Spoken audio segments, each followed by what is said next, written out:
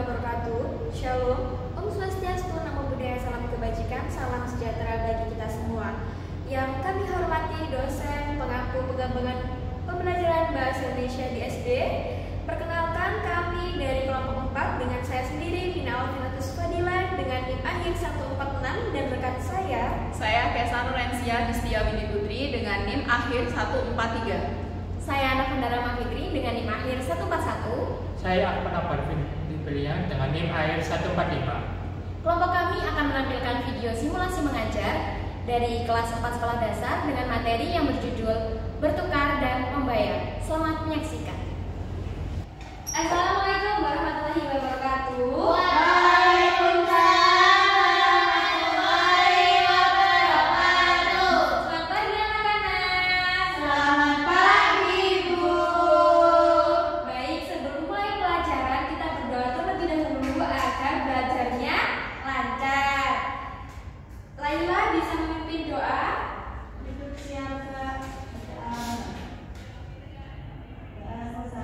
Terima kasih sudah memimpin doa. Ibu lihat-lihat kelas kita sudah bersih. Pasti kalian sudah piket ya? Iya. Benar sekali. Ayo, ibu mau cek seragam kalian. Apakah sudah rapi? Sudah. Pintar sekali anak-anak ibu.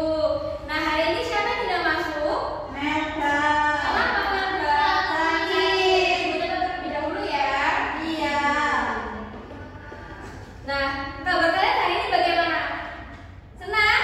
Alhamdulillah, luar biasa. Allahu Akbar. Yes. Alhamdulillah, kalau kabar kalian senang, ibu juga senang. Nah, kita SDGing dulu ya. Kalian tahu bentuk senang? Nah, oke, kita sama-sama sambil tepuk tangan ya. Satu, dua, tiga. Kalau kau suka hati tepuk tangan. Kalau kau suka hati tepuk tangan. Kalau kau suka hati, mari kita lakukan. Kalau kau suka hati tepuk tangan. Semangat anak-anak ibu, tetap semangat. Jadi topik kita hari ini yaitu membahas tentang bab 5, bertukar dan membayar. Topiknya teks prosedur. Nah, sebelumnya minggu kemarin kita sudah membahas teks wawancara ya anak-anak. Tapi untuk kali ini ibu harap kalian bisa menulis teks prosedur dengan benar, kosakata yang baik, dan kebahasaan yang sesuai. Jadi teks wawancara yang kita pelajari minggu kemarin, apakah kalian masih ingat wawancara itu apa? Percakapan dua orang. Benar sekali Laila. Jadi wawancara itu percakapan dua orang, tujuannya untuk mencapai informasi. Nah, wawancara itu terdapat dua orang. Siapa yang tahu dua orang ini siapa saja? Benar.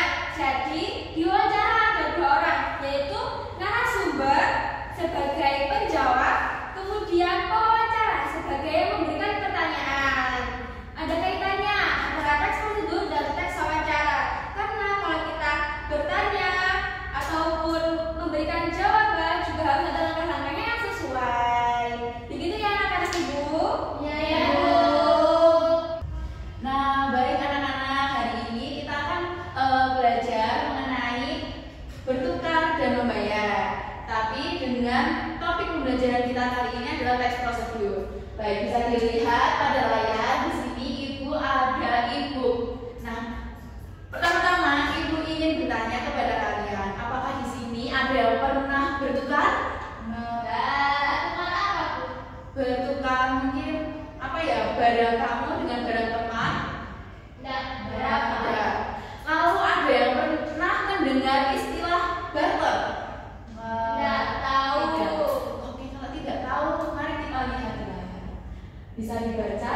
Anggun, silahkan dibaca yang paragraf pertama. Bertukar merupakan kegiatan saling menukar barang, jasa, atau sumber daya antara dua pihak yang memperoleh manfaat. Nah, jadi definisi bertukar itu adalah kegiatan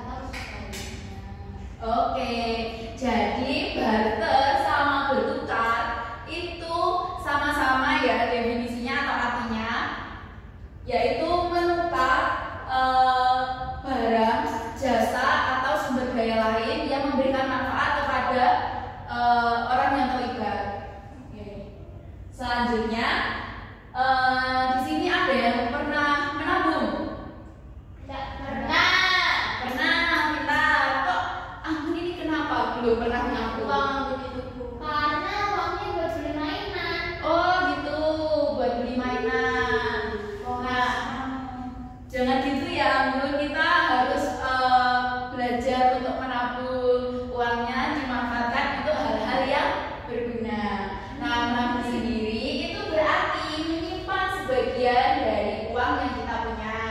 Lalu umumnya orang menabung untuk mencapai tujuan tertentu atau membeli sesuatu yang diinginkan. Nah, Anggun tadi kan uangnya untuk membeli mainan. Nah, itu bisa dikumpulkan dulu. Mungkin tujuannya untuk membeli mainan boleh, tapi jangan sering-sering untuk membeli mainan ya.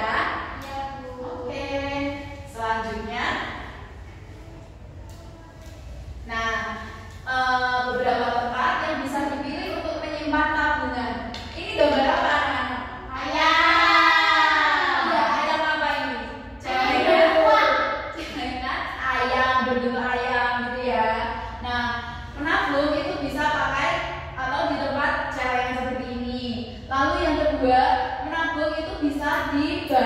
Nah, kalau di bank ini menabung itu lebih aman ya anak-anak. Dan kita kalau menabung di bank itu tidak mudah tergoda mengambil uang dari tabungan sehingga uangnya awet. Tapi itu HP Bu. Iya kan, di HP kan ada itu m-banking itu kan apa ya, tabungan digital seperti itu. Lalu menabung itu ternyata juga bisa di sekolah anak-anak. Nah, di sekolah itu kita bisa menabung, tempatnya itu di koperasi. Baik, selanjutnya. Nah, beberapa langkah yang bisa kalian lakukan agar tabungan cepat terkumpul, diantaranya Ibu minta tolong Laila dibaca. Membawa bekal sendiri dari rumah ke sekolah sehingga tidak perlu membeli makanan di luar. Mengendalikan diri agar tidak mudah tergoda membeli barang-barang yang sebenarnya tidak terlalu dibutuhkan. Oke, selanjutnya Anggun membaca. Mengolah kembali barang-barang bekas supaya bisa digunakan lagi dan membantu menghemat pengeluaran. Terus menjual barang-barang hasil kerajinan atau benda milik kalian yang masih layak pakai namun sudah tidak digunakan lagi. Baik, terima kasih. Jadi langkah yang bisa kita lakukan untuk mengumpulkan uang untuk menabung itu bisa membawa bekal ke sekolah. Jadi menghemat uangnya yang dari orang tua itu bisa disisihkan lalu dimasukkan ke celengan atau kita tabung. Lalu mengendalikan diri. Tadi contohnya seperti Mbak Anggun tergoda sekali untuk membeli mainan. Nah, itu bisa dikendalikan dirinya, menahan agar oh iya aku kan mau menabung, jadi aku nggak beli mainan dulu deh gitu ya. Lalu mengolah kembali barang-barang bekas. Nah, barang-barang bekas yang ada di rumah seperti botol bekas itu bisa disisihkan atau bisa kita jual kepada apa, tukang loak di pasar loak. Ya betul. Lalu selanjutnya, nah kita mau bernyanyi dulu ya tentang menabung. Bisa disimak videonya. Sampai ketemu ya kita.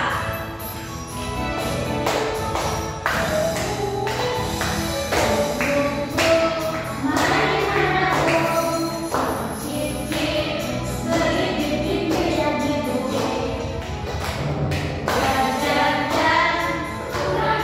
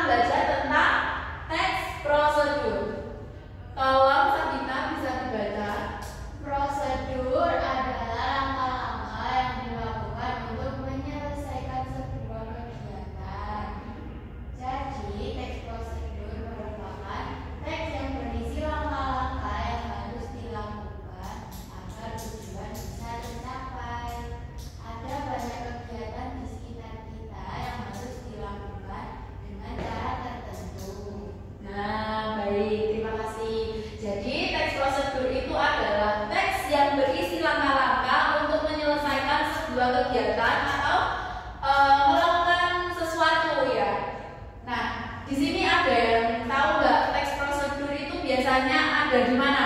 Kemasan makanan. Mie. Nah, betul. Ada lagi yang tahu?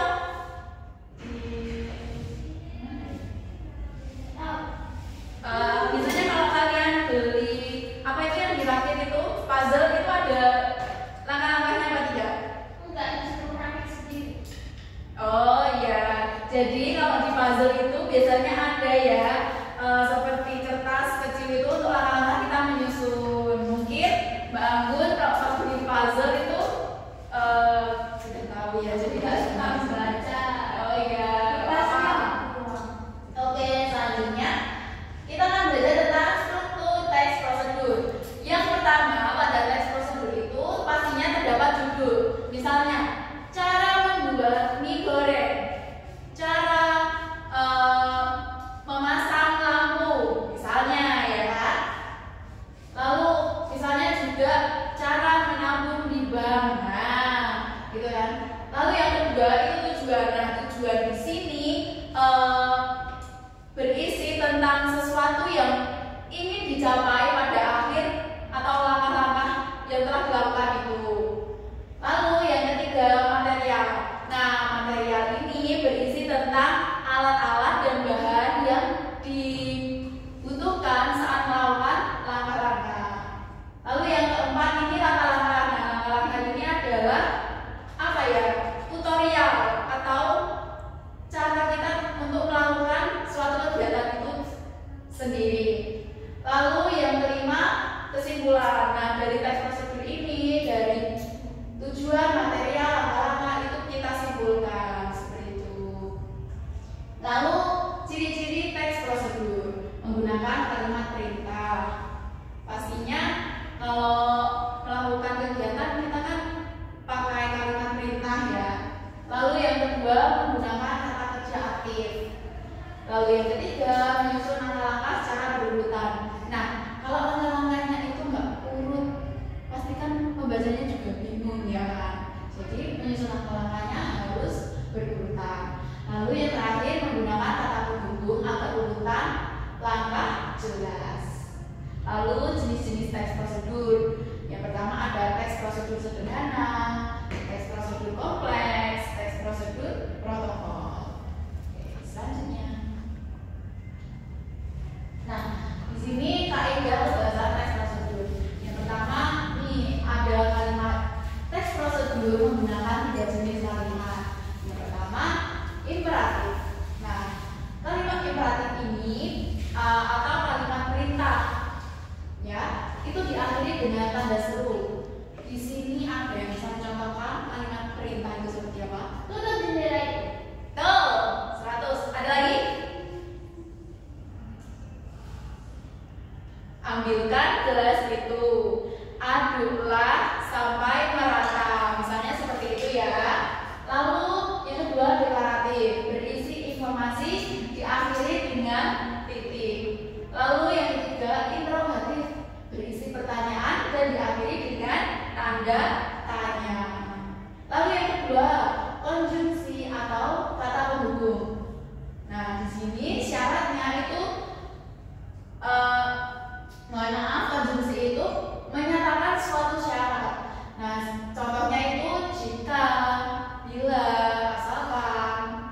Lalu temporal, yaitu menunjukkan urutan waktu seperti lalu, kemudian. Nah, di teks prosedur itu pasti kan kita pernah membaca ya. Setelah merebus mie, kemudian tiriskan. Nah, itu menunjukkan bahwa itu konjungsi temporal. Lalu yang ketiga, numeralia, kata bilangan yang menunjukkan urutan langkah, misalnya pertama, kedua, ketiga. Nah, kalau kita perhatikan pada teks prosedur itu pasti kan ada angka-angkanya, ada 1, 2, 3 urutan-urutan langkah-langkah itu ya. Lalu yang keempat, pronomina, kata ganti. Nah, pronomina ini dibagi menjadi 2, yaitu penunjuk, yaitu kata hakikat. Mana? Menggantikan benda, contohnya itu tersebut. Lalu yang kedua persona, menggantikan orang seperti saya, kamu, kita, mereka. Lalu yang kelima verba atau kata kerja, yaitu dibedakan menjadi dua. Yang pertama material, tindakan fisik, misalnya memotong, mengupas, membuka, menutup, menyapu, seperti itu. Lalu yang terakhir tingkah laku, tindakan tidak tampak seperti berpikir dan menyetujui. Lanjut. Nah, cara menulis teks prosedur. Yang pertama itu untuk menarik perhatian pembaca, kamu harus membuat judul yang menarik. Jadi dari judul saja sudah harus dipikirkan ya anak-anak, supaya menarik, supaya pembaca ini tertarik untuk membaca tulisan kita.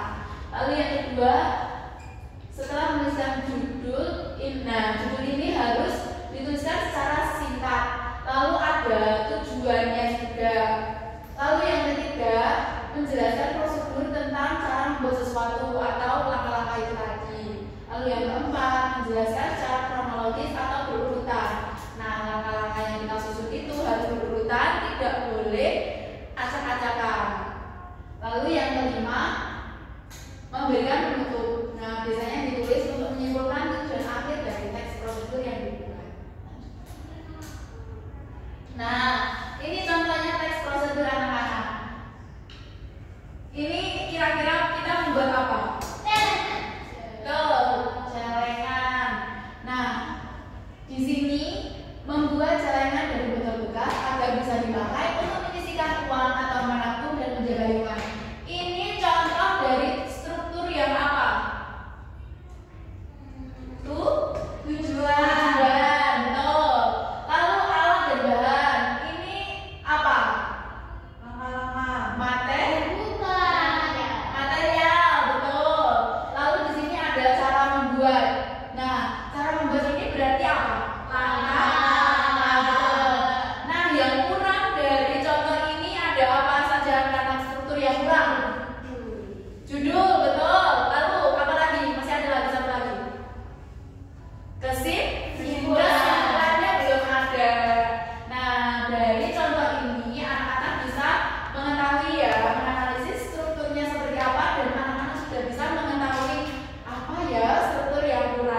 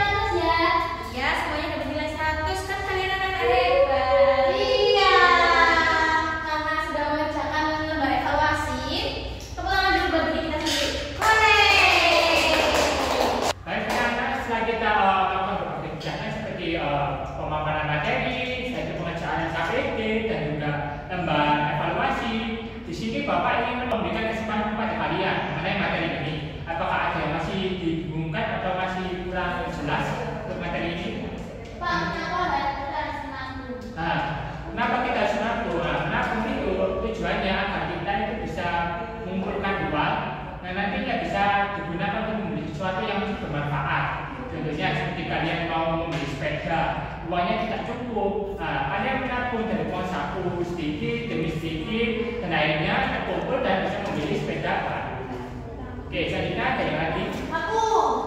Ayo Mbak Laila. Pak, apa bedanya bertukar sama membeli? Bertukar sama membeli kan itu memiliki kesamaannya di mana membeli dan bertukar itu untuk mendapatkan suatu barang. Tapi di sini perbedaannya, kalau membeli itu kita itu ada nilainya, kita itu sudah mengetahui nilai dari barang itu sendiri. Contohnya seperti kamu membeli jajan, kan jajan kan seperti coklat atau roti itu kan harganya ada 1.000, 2.000 dan kalian harus menukarkannya dengan sesuatu yang setara. Contohnya dengan uang, kalau barangnya 2.000 kalian harus membayar dengan uang 2.000. Tidak boleh harganya 2.000 kamu bayarnya hanya 1.000. Itu bukan membeli, itu namanya nakalan. Selanjutnya untuk barter itu sendiri.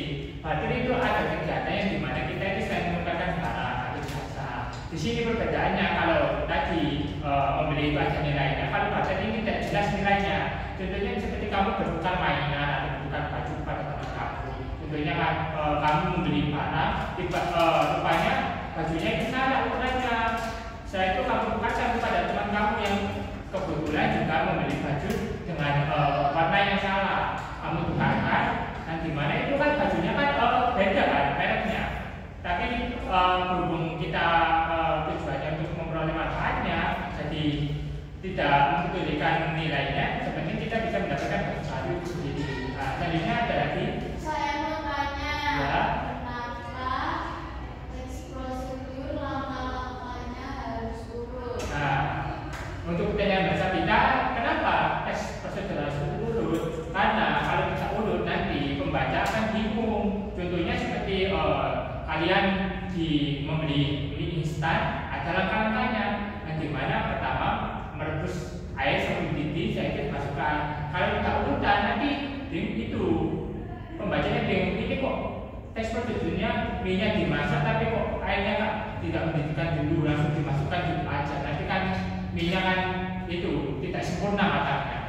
Nah, oke, karena Bapak sudah menjawab pertanyaan kalian semua, di sini dengan Bapak yang akan mengajukan pertanyaan mengenai materi ini.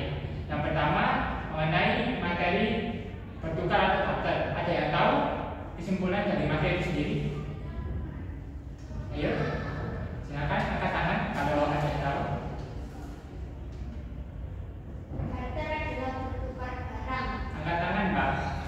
Anggun, ayo. Barter adalah bertukar barang yang tidak jelas nilainya. Nah, Lalu kalau apa tadi Pak? Bertukar barang. nah, Barter sama apa tadi? di sini Bapak jelaskan lagi ya mengenai konsep atau menukar atau barter tadi. Nah, barter itu ada sebuah kegiatan di mana ada dua orang menukarkan barang jasa, dan di mana tujuan mereka itu untuk memperoleh manfaat. Begitu Mbak Anggun, paham? Paham. Oke, selanjutnya yaitu materi tentang menabung tadi. Ada yang bisa memberikan kesimpulannya tentang materi menabung? Ayo. Saya. Oke, Mbak Laila, silakan. Menabung itu supaya kita bisa membeli barang yang kita inginkan, yang lebih kita butuhkan. Nah, untuk benar sekali jawaban dari Pak Laila, tapi di sini Bapak akan memberikan penjelasan lagi, yaitu menabung itu ada kegiatan di mana kita mengumpulkan barang untuk mengumpulkan uang dari untuk yang dimana dikumpulkan untuk membeli suatu barang yang diinginkan. Nah, selanjutnya mengenai teks prosedur, ada yang bisa menjelaskan? Saya. Oke, Mbak Sabita. Teks prosedur itu merupakan teks yang berisi langkah-langkah yang berurutan. Nah, benar sekali Mbak Sabita. Teks prosedur itu adalah teks yang berisi langkah-langkah atau urutannya di mana tujuannya itu untuk mencapai sebuah memiliki tujuan yaitu akan bisa menghasilkan sebuah tujuan. Nah, benar sekali Mbak Sabita. Untuk pertanyaannya, kesimpulannya tentang teks prosedur yaitu teks yang berisi langkah-langkah atau urutan prosedur yang dimana tujuannya agar pembaca bisa mencapai sebuah tujuan dengan baik tanpa ada bahaya. Nah, tadi teks prosedur kan dijelaskan tadi ada ciri-cirinya yaitu ada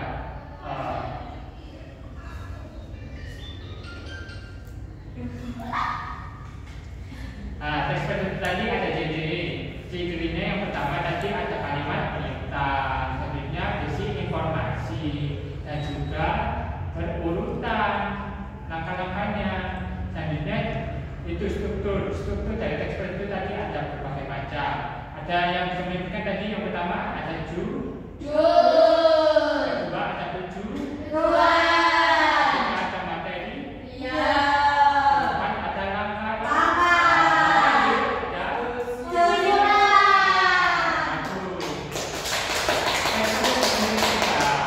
struktur yang kalian sebutkan tadi, dan juga untuk bahasanya tadi ada berbagai kaidah bahasa yang digunakan seperti ada kata penghubung, kata imperatif atau kata perintah, dan juga kata informatif. Oke. Di sini Bapak ingin menanyakan pendapat kalian mengenai pembelajaran hari ini. Apakah kalian merasa senang atau tidak? Senang. Oke, Bapak senang mendengarnya. Jadi untuk kegiatan hari ini Bapak ingin menyampaikan sebuah pesan moral mengenai materi hari ini, yaitu teks kegiatan batal dan juga menabung. Oke, di sini Bapak akan menjelaskan pesan moralnya mengenai materi ini, yang dimana dalam materi ini kita itu diajarkan bagaimana bersabar, sebetulnya seperti menabung. Menabung itu kita mengumpulkan uang, dan kan kita kan menabung kan pasti ada godaannya, seperti ada godaan mau jajan atau mau beli mainan, tapi kita harus bersabar karena untuk mengumpulkan menabung kita kan untuk membeli suatu hal atau suatu benda yang lebih baik lagi dan bermanfaat. Oke, di sini Bapak akan memberikan kalian sebuah PR. Tenang saja, ini PR gampang Pak, dari 5 soal. Bisa, nanti bisa kita. Oh, kita boleh. Kalau kita bimbingan tuh boleh. Kalian mengajarkannya ya, dikerjakan diri dengan bantuan dari guru les yang membimbing. Nah, oke, di sini Bapak akan membagikan kertasnya. Oke, ini untuk Mbak Safika, ini untuk Mbak Laila, dan tadi ini untuk Mbak Anggun. Oke, dikerjakan ya, karena besok akan dikumpulkan dan dicocokkan bersama-sama. Oke, berhubung waktunya sudah mau istirahat, mari kita akhiri kegiatan pembelajaran hari ini dengan membaca doa. Dimohon untuk ketua kelas, yaitu Mbak Safika, memimpin doa.